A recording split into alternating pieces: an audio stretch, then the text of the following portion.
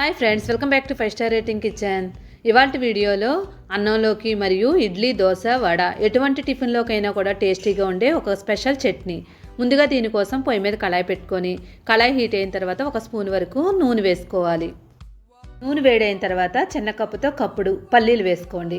ఇప్పుడు ఈ పల్లీల్ని 1 నిమిషం పాటు వేయించుకోవాలి. ఇవి 1 నిమిషం వేయించిన తర్వాత దీనిలో 1 స్పూన్ మినపప్పు, 1 స్పూను శనగపప్పు వేసుకోండి. ఇప్పుడు ఈ మూడింటిని కూడా మనం దోరగా అయ్యే వరకు వేయించేసుకోవాలి.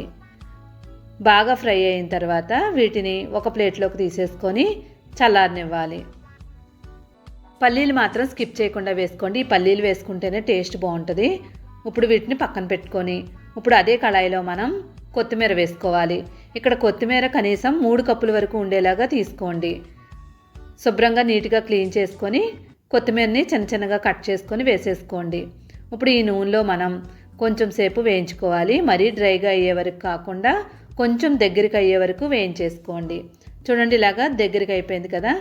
ఇప్పుడు దీన్ని పల్లీలు వేసుకున్న ప్లేట్లోకి తీసేసుకోవాలి. నెక్స్ట్ అదే కళాయిలో మనం నూనె ఏమీ యాడ్ చేయనవసరం లేదు. ఇక్కడ మనకు ఆయిల్ లేకపోయినా కూడా టమాటాలు వేయించుకోవచ్చు. 6 టమాటాలను తీసుకుని చిన్న చిన్న ముక్కల కింద కట్ చేసుకొని వేసేసుకోండి. ఇప్పుడు ఒకసారి కలిపేసుకొని దీనిలో రుచికి తగినట్లుగా ఉప్పు వేసుకోవాలి. టమాటాల్లో ఉప్పు వేసి ఉడికించినట్లయితే నీరంతా బయటకు వచ్చి మెత్తగా ఉడికిపోతాయి. ఇప్పుడు ఈ టమాటాలని మనం మూత పెట్టేసుకొని నీరంతా ఇంకిపోయే వరకు మనం ఉడికించుకోవాలి. మధ్య మధ్యలో మూత తీసి కలుపుకుంటూ ఉండాలి, లేదంటే అడుగు పట్టేస్తుంది. వాటర్ ఉన్నా కానీ టమాటాలని మూత పెట్టి అలానే ఉంచేయకుండా మధ్య మధ్యలో కలుపుకోవాలి. ఇలా మధ్య మధ్యలో కలుపుకొని మళ్ళీ మూత పెట్టి దగ్గరికి అయ్యే వరకు ఉడికించేసుకోండి. ఇలా మొత్తం అంతా నీరంతా ఇంకిపోయి దగ్గరికి అయిపోయిన తర్వాత ఒకసారి బాగా కలిపేసుకొని ఇప్పుడు ఈ టమాటా పేస్ట్ని కూడా ఆల్రెడీ మనం వేయించి ఉంచుకున్న పల్లీలు, కొత్తిమీర ఉంది కదా, దానిలో వేసేసుకోండి. ఇప్పుడు అదే కళాయిలో మనం 1 స్పూన్ వరకు నూనె వేసుకోండి. ఇప్పుడు దీనిలో మనం పచ్చిమిరపకాయలని ఒక 8 తీసుకొని మధ్య కట్ చేసుకొని వేసుకోవాలి.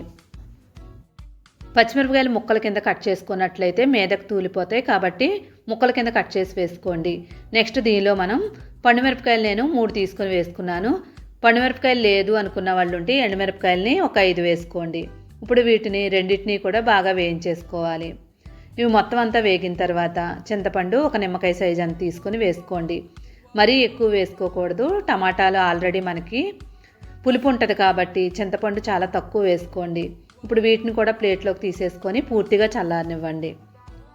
చల్లారిన తర్వాత ఒక మిక్సీ గిన్నె తీసుకోండి. మిక్సీ గిన్నెలో వీటిని వేసుకోవాలి. పల్లీల్ని వేరేగా, టమాటాలు, పచ్చిమిరపకాయలు, కొత్తిమీరని వేరేగా మిక్సీ చేసుకోని అవసరం లేదు. అన్నీ ఒకేసారి మిక్సీ చేసేసుకోవచ్చు. ఇలా మొత్తం అన్నీ వేసుకున్న తర్వాత దీనిలో 1 స్పూన్ వరకు జీలకర్ర వేసుకోండి. జీలకర్ర వేయించకుండా వేసుకుంటేనే టేస్ట్ బాగుంటుంది. నెక్స్ట్ వెల్లుల్లిపాయ రమ్మలు ఒక 6 వేసుకోవాలి. అన్నీ వేసిన తర్వాత నీళ్ళు ఏమీ యాడ్ చేయని అవసరం లేదు, అలానే మిక్సీ చేసుకోవాలి.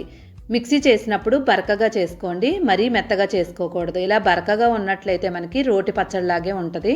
చూడండి, మనం మిక్సీ చేసిన తర్వాత ముక్కలు ముక్కల కింద కనిపించాలి. అందువల్లే మనం ముందు పల్లీలు మిక్సీ చేసుకోకుండా ఒకేసారి వేసుకున్నట్లయితే మధ్య మధ్యలో పల్లీలు తగులుతూ టేస్ట్ అనేది చాలా బాగుంటుంది. ఇది అన్నంలోకి బాగుంటుంది, ఇంకా అన్ని రకాల టిఫిన్లోకి కూడా సూపర్గా ఉంటుంది. మీరు కూడా తప్పకుండా ట్రై చేసి ఎలా వచ్చిందో కామెంట్ చేయండి. వీడియో నచ్చితే like, share, subscribe my channel. Thank you for watching 5 star rating kitchen.